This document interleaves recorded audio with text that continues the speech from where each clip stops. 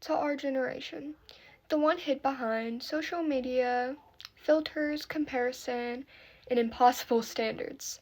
I think a lot of us are more insecure than we'd like to admit. We grew up watching perfect people through screens while learning to hate ourselves in the mirror. We learned how to edit our faces before we ever learned how to accept them. Some of us started covering our insecurities young. Baggy hoodies, heavy makeup, fake confidence, laughing things off like they don't hurt. Now, we act okay all the time because nobody wants to seem too sensitive.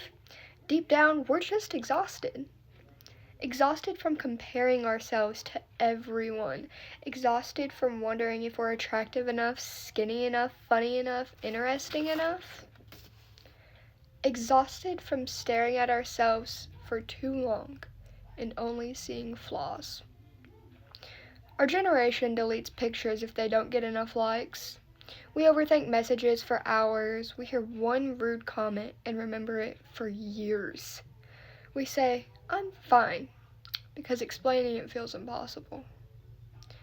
Insecurity is weird because sometimes the people who seem the most confident hate themselves the most. Some of us joke about our pain. Some hide behind humor. Some of us pretend not to care about anything because caring hurts. A lot of us grew up feeling like we had to be perfect or earn love by being pretty, successful, talented, or, well, perfect. And when we don't feel perfect, we feel unworthy.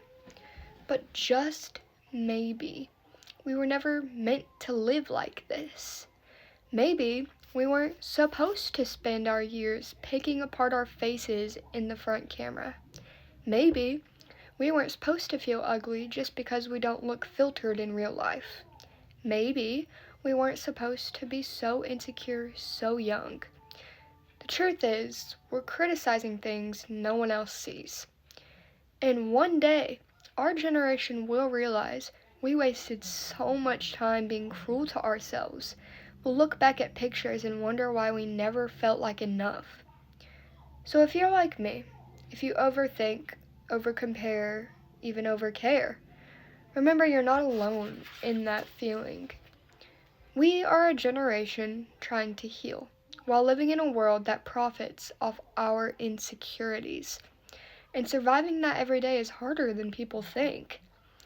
I hope eventually we learn how to look at ourselves with kindness instead of criticism.